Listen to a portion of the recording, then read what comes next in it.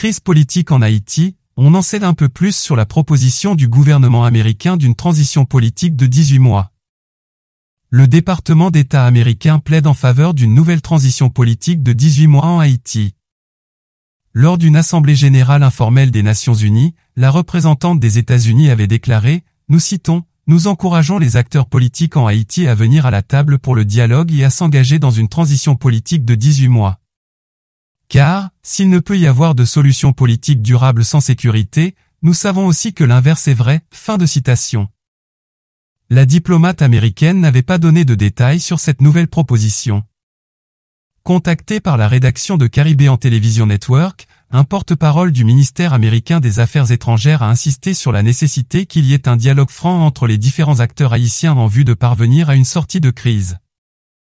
Les États-Unis continuent d'appeler les acteurs politiques à surmonter leurs différences et à établir un consensus politique inclusif afin de permettre la tenue d'élections dès que les conditions le permettent, a fait savoir le porte-parole, qui a réaffirmé la volonté des États-Unis de soutenir les efforts pour parvenir à un consensus sur une voie politique et encourage toutes les parties prenantes à faire progresser un dialogue constructif dans l'intérêt du peuple haïtien. Invité à fournir des détails sur la proposition d'une nouvelle transition politique de 18 mois, le porte-parole n'était pas en mesure de fournir des explications. Je vous renverrai aux parties prenantes haïtiennes pour les questions liées à la Constitution et au processus électoral en Haïti, a-t-il déclaré sèchement. Le porte-parole a par ailleurs appelé à la mise en place au plus vite du processus devant aboutir à la planification et la tenue d'élections libres et équitables.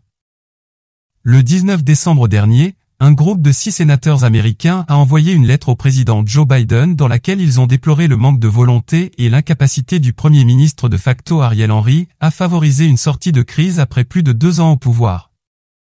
Pressé d'expliquer si la nouvelle transition devrait être dirigée par l'actuel Premier ministre, le porte-parole a déclaré que « Le département d'État américain a été clair, le Premier ministre Henry est une figure de transition en tant que chef du gouvernement d'Haïti.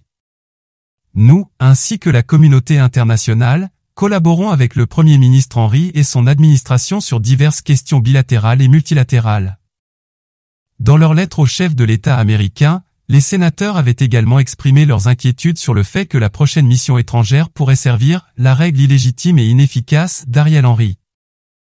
Dans sa réponse à la rédaction de CTN, le porte-parole a clarifié que la force multinationale devrait être une mission de soutien à la sécurité multinationale pour aider la police nationale haïtienne à créer un environnement propice à la tenue d'élections libres et équitables, conformément à la résolution 2699 du Conseil de sécurité des Nations Unies.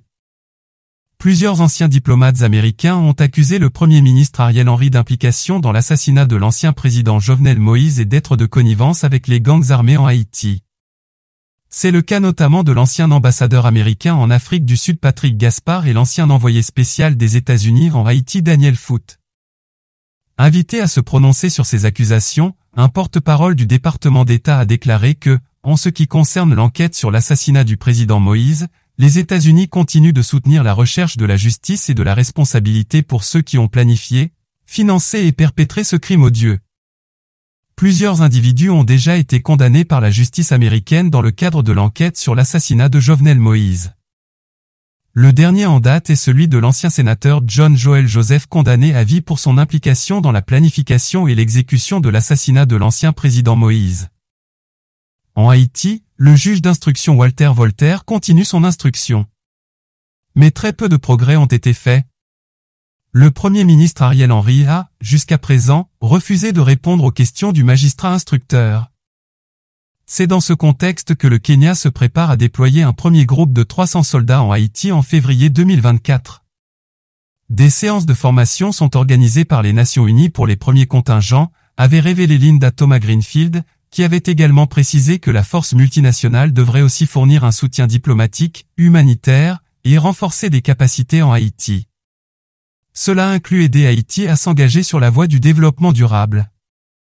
Et cela inclut la création d'une solution politique durable, avec des élections libres, équitables, transparentes et crédibles, que Haïti n'a pas eu depuis 2016, clarifiait Linda Thomas-Greenfield.